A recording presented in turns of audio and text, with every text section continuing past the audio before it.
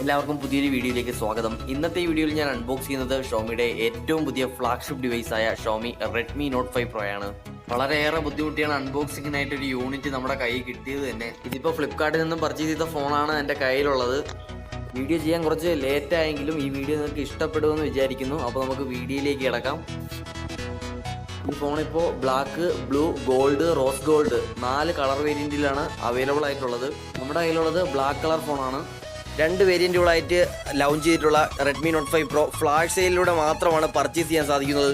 4GB RAM 64GB internal സ്റ്റോറേജിന് 14,999 6GB RAM 64GB internal സ്റ്റോറേജിന് 17,999 price. സ്നാപ്ഡ്രാഗന്റെ ലേറ്റസ്റ്റ് പ്രൊസസ്സറായ 636 ഉൾപ്പെടുത്തി പുറത്തിറക്കിയ ആദ്യത്തെ ഫോണാണിത്.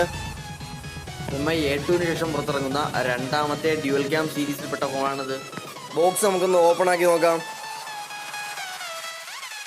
ബോക്സിനുള്ളിൽ ആദ്യം തന്നെ റെഡ്മി നോട്ട് 5 പ്രോ എൻ്റെ കയ്യിലിരിക്കുന്നത് ഈ ബ്ലാക്ക് കളർ വേരിയൻ്റ് ആണ്.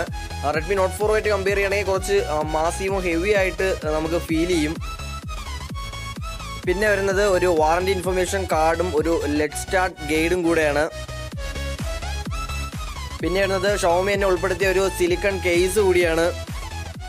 ഒരു ബ്ലാക്ക് കളർ ട്രാൻസ്പെറൻറ്റ് കേസാണ് ഇതിൽ ഉൾപ്പെടുത്തിയിരിക്കുന്നത്.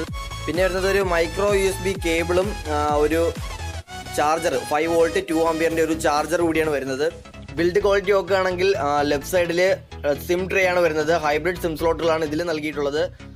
മുകളിലൊരു സെക്കൻഡറി മൈക്രോഫോണും ഒരു IR ബ്ലാസ്റ്റ് ഉൾപ്പെടുത്തിയിരിക്കുന്നു. താഴ്ഭാഗത്തായിട്ട് ഒരു 3.5mm ഓഡിയോ ജാക്കും ഒരു മൈക്രോഫോണും ഒരു മൈക്രോ USB കേബിളും സ്പീക്കർ യൂണിറ്റും അറേഞ്ച് ചെയ്തിട്ടുണ്ട്. റൈറ്റ് സൈഡിൽ വോളിയം റോക്കർ കീസും പവർ ബട്ടണുമാണ് ഇൻക്ലൂഡ് ചെയ്തിരിക്കുന്നത്.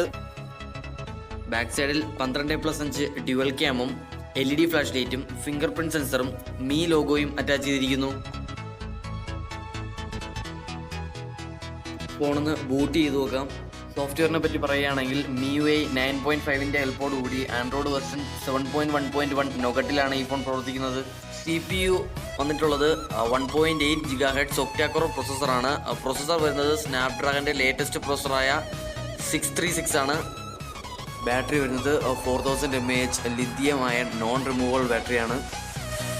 ഇതിൻ്റെ ഡിസ്പ്ലേ വരുന്നത് 5.99 inch full HD+ resolution display ആണ്. 18:9 ആസ്പെക്ട് റേഷ്യോയിലാണ് ഡിസ്പ്ലേ മേക്ക് ചെയ്തിരിക്കുന്നത്. ടച്ച് റെസ്പോൺസും വളരെ സ്മൂത്താണ്. ഫ്രണ്ടിൽ 20 മെഗാ പിക്സലിൻ്റെ ഒരു സെൽഫി ക്യാമറയും ഒരു LED ഫ്ലാഷ് ലൈറ്റും അറ്റാച്ച് ചെയ്തിട്ടുണ്ട്. ഇതിൽ ഡിസ്പ്ലേയിൽ 2.5Dയുടെ ഒരു കോർണിംഗ് ഗ്ലാസ്സാണ് ഉൾപ്പെടുത്തിയിരിക്കുന്നത്. സ്റ്റോക്ക് ആൻഡ്രോയിഡ് അല്ലെങ്കിൽ പോലും നെക്സ്റ്റ് വെർഷൻ ഓഫ് ആൻഡ്രോയിഡ് ഇതിൽ പ്രോമിസ്ഡ് ആണ്. കൂടാതെ ഫേസ് ലോക്കും ഇതിൽ അറ്റാച്ച് ചെയ്തിട്ടുണ്ട്. ബിലോ 15,000 ഇതൊരു നല്ല ഫോൺ തന്നെയാണ്.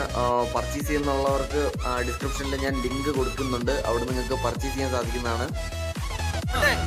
ആ ഹാൻഡിലിന്റെ ഇടതുവശത്ത് ഒരു 6 ഇഞ്ച് നീങ്ങി ഒരു ചുവന്ന സ്വിച്ച് കാണുന്നുണ്ടോ?